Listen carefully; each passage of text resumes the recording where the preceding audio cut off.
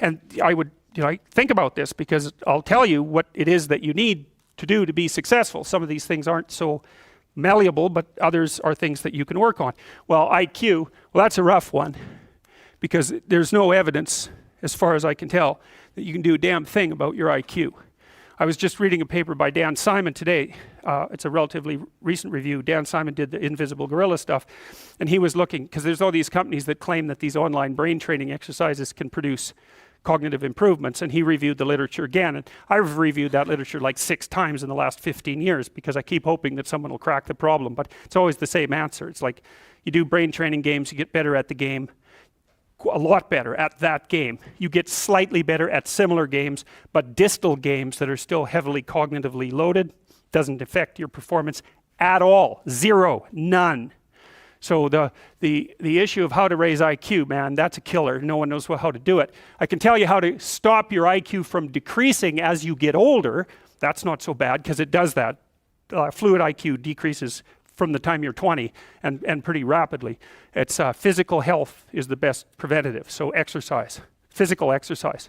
Weirdly enough, you think, well, why? Well, your brain uses oxygen like mad, right? And it needs to be kept clean and well oxygenated. And physical exercise, both like weightlifting, so anaerobic and aerobic exercise both seem to be very, very effective at staving off cognitive declines across the lifespan. So that's a really useful thing to know, because that's the only thing we know that does that.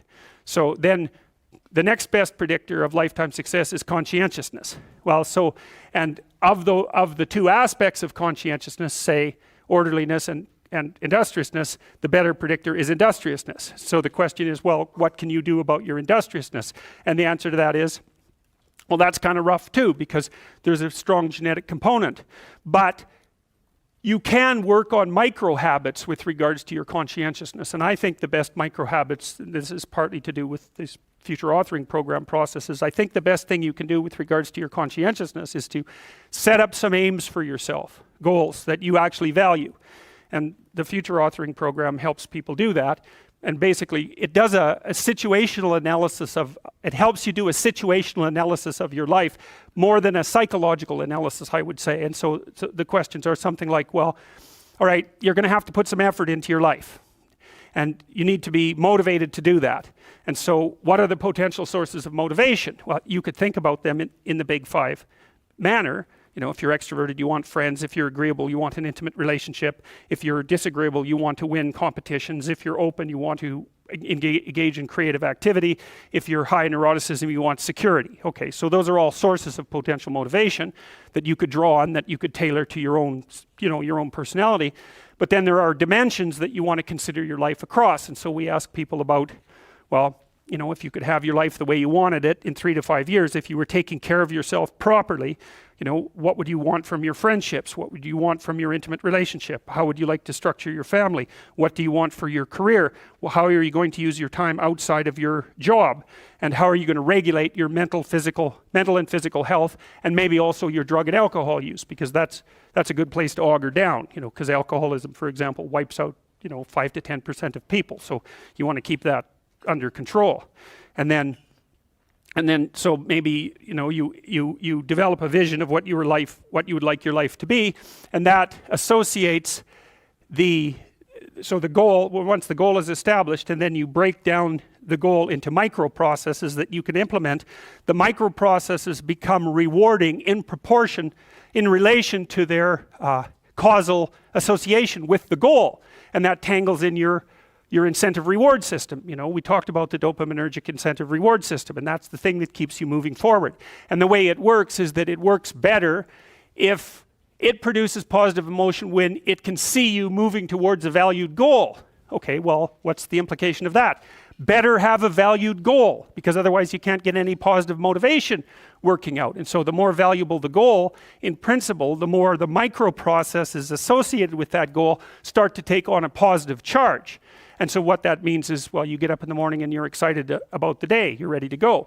And so as far as I can tell, what you do is you specify your long-term ideal. Maybe you also specify a place you want to stay the hell away from, so that you're terrified to fail as well as excited about succeeding, because that's also useful. You specify your goal. You do that in some sense as a unique individual. You want to specify goals that make you say, oh, if that could happen as a consequence of my efforts, it would clearly be worthwhile. Because the question always is, why do something? Because doing nothing is easy. You just sit there and you don't do anything. That's real easy. The question is, why would you ever do anything? And the answer to that has to be because you've determined by some means that it's worthwhile. And then the next question might be, well, where should you look for worthwhile things? And one would be, well, you could consult your own temperament. And the other would be, well, you kind of look at what it is that people accrue that's valuable across the lifespan. So you do a structural analysis of the subcomponents of human existence, and I already did that. You need a family, you need friends. Like, you don't need to have all these things, but you better have most of them. Family, friends, career, educational goals, plans for, time outside of work, attention to your mental and physical health, etc. That's what life is about. And if you don't have any of those things, well, then all you've got left is misery and suffering. So that's a bad deal for you. So once you set up that goal structure, let's say, and that's really in many ways that's what you should be doing at university.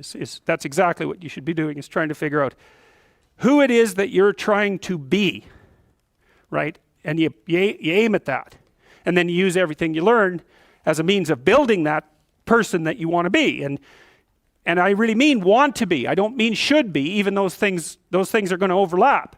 And it's important to distinguish between those, because that's partly, and this is back down to the micro-routine analysis. So if I was saying, well, you're going to try to make yourself more industrious. Okay, number one, specify your damn goals, because how are you going to hit something if you don't know what it is? That isn't going to happen.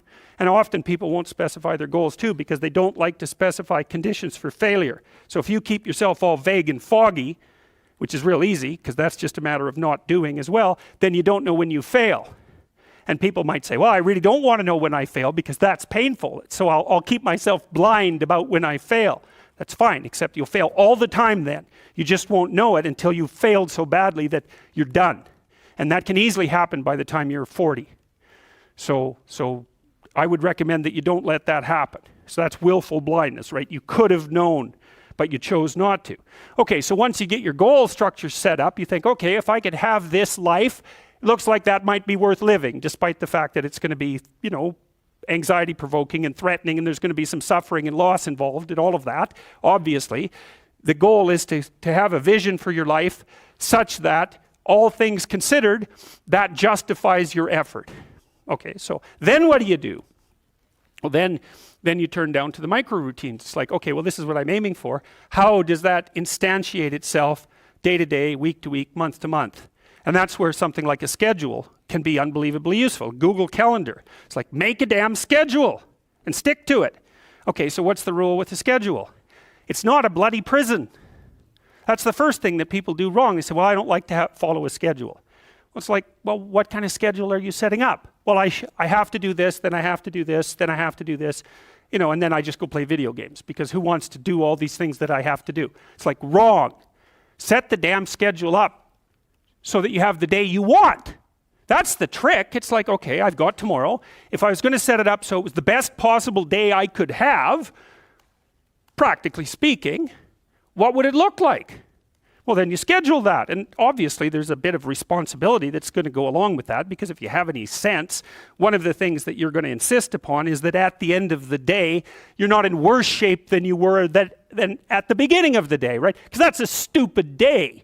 If you have a bunch of those in a row, you just dig yourself a hole and then you bury yourself in it. It's like, sorry, that's just not a good strategy. It's a bad strategy. So maybe 20% of your day has to be responsibility and obligation, or maybe it's more than that, depending on how far behind you are. But even that, you can ask yourself, okay, well, I've got these responsibilities. I have to schedule the damn things in. What's the right ratio of responsibility to reward? And you can ask yourself that, just like you'd negotiate with someone who is working for you. It's like, okay, you got to work tomorrow.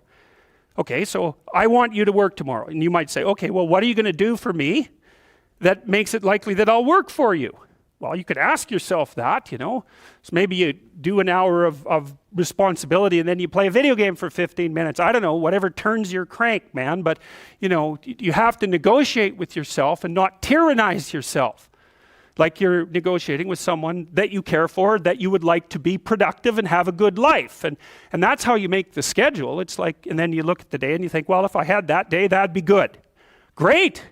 You know, and you're useless and horrible, so you'll probably only hit it with about 70% accuracy, but that beats the hell out of 0, right? And if you hit it even with 50% accuracy, another rule is, well, aim for 51% the next week, or 50.5% for God's sake, or because you're going to hit that position where things start to loop back positively and spiral you upward.